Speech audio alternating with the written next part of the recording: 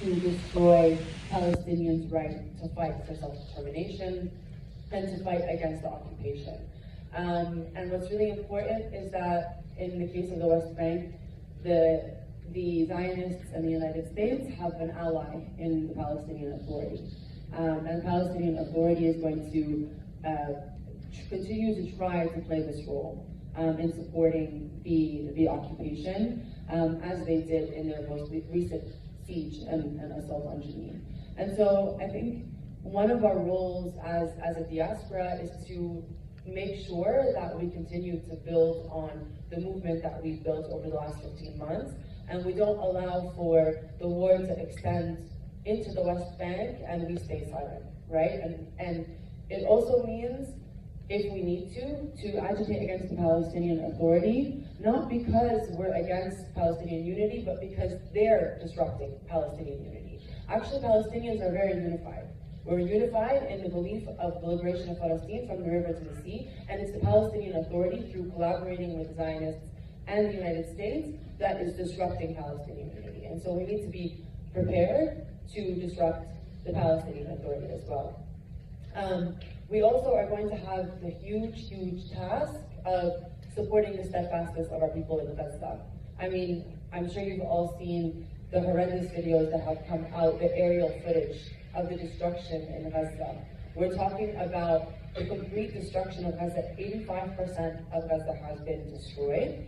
And this is part of the Zionist entities, it's a really intentional kind of approach that they use, that they actually developed in 2006 in Lebanon in their attacks on the Dahiya, and they called this the Dahiya Doctrine. And the idea here was that if they could destroy and kill as many people as possible and level as much of the infrastructure to the ground and make the life of the people so difficult that the people would abandon their right to resist, right? And this is what they've been trying to do in Gaza as well, is to create so much destruction so that the people of Gaza abandon the fight for liberation of all of Palestine. And so it's really important that we as a diaspora continue to play a really large role in supporting the steadfastness of our people through fundraising. We need to do away with the idea that fundraising is apolitical or that it's just a humanitarian thing. No, actually, fundraising and playing a role in the diaspora where we have access to so much resources to channel funds to Gaza is going to be critical. And we've already been doing that, whether it's through, the PYM's Taziza Samud fundraiser, where we fundraised over 1.5 million. There's also other fundraisers that have been taken up by organizations, whether it's Islamic Relief or, others. And we need to continue to be able to create support for people in Gaza financially in order to be able to rebuild. And then I think the other thing is isolating Zionism and holding Israel accountable. Earlier when we talked about the defeat, we talked about the military defeat, but there's another defeat, which is that Israel is completely delegitimized on a world scale. That all across the world, countries, people have basically, they see Israel as a rogue state, as a hostile actor. We're seeing now, one of the sort of leaders in the Israeli occupation forces, he put out a notice to people who served in the IOF telling them, delete your TikToks and delete your Instagram, because they're afraid that when these soldiers go and travel to the West, that they're going to be put on trial for war crimes. We've seen countries, including some countries in the West, basically say that if Netanyahu comes and visits, they're going to be forced to uphold the ICC and ICJ rulings. Now, obviously, we know that international law is not going to be what frees Palestine, but that doesn't mean that we should ignore the legal realm. We should actually be able to agitate on the question of international law and on local law, and be able to isolate Zionism, whether it's in our workplaces, whether it's Zionist corporations, whether it's individual boycotts or broader campaigns. This idea of isolating Zionism and making sure that all of the money that Israel is going to pour now into propaganda doesn't succeed, because we're not going to allow Israel to rehabilitate its image. And then the last thing I wanted to mention, which is Canada specific, and we can talk more about it, is that we're about to go into an election in Canada. And just because there's a ceasefire, it doesn't mean that Palestine is not going to be an election issue. Actually, the opposite. every single candidate that doesn't support an arms embargo, we need to make sure that those candidates hear from us, are continue to face us, whether it's our protests, whether we've disrupted their homes, we disrupted Chrystia Freeland's campaign announcement launch. These candidates, these politicians who did not support an arms embargo while the bombs were raining on Gaza, we need to hold them accountable too. Thank you so much for that.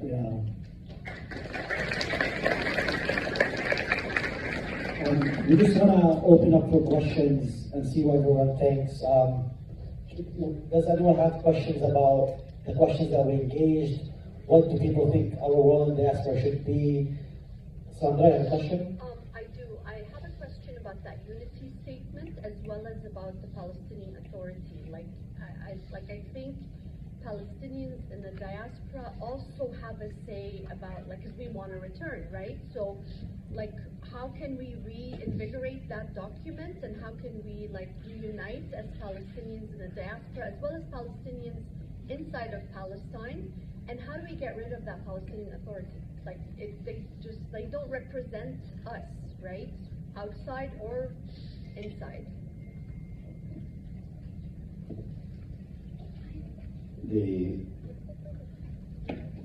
First, let me be clear about the Palestinian Authority and destroying it or get rid of it. Yeah, get rid of it. It's true that it doesn't represent us. It doesn't represent our vision towards liberation of Palestine. But we have to be careful at the same time. There is a difference between Palestinians themselves get rid of the Palestinian Authority and Israeli get rid of the Palestinian Authority. What do I mean by this? Israel, they don't want to deal with the Palestinian people as a political body. They don't want us to have a political identity, political representative. I'm not saying that the PA is our representative, but Israel wants to deal with the Palestinian people as people who are residing in that area. For us, the PA does not represent us.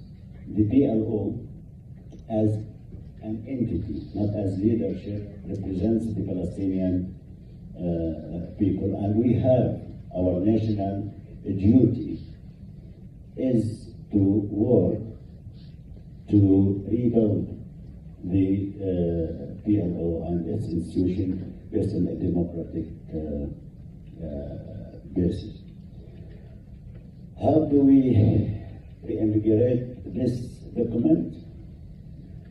I think it's not that easy for us in the diaspora to play a major, to have a major impact. We have an impact, but it's not major. It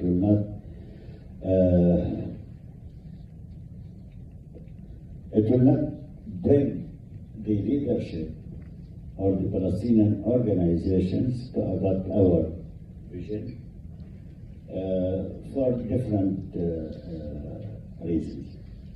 And I will discuss the reasons later. There was many initiatives in the diaspora, conferences, petitions, you name it. But all of that didn't lead anywhere. What will make this change is the field.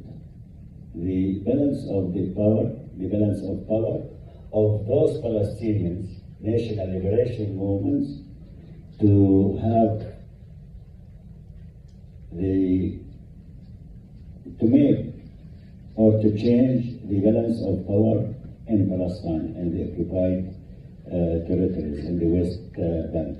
Other than that, I don't think that the current leadership of the PLA has any interest in adopting any of our demands to rebuild the PLO. Thanks. I don't know if I answered you.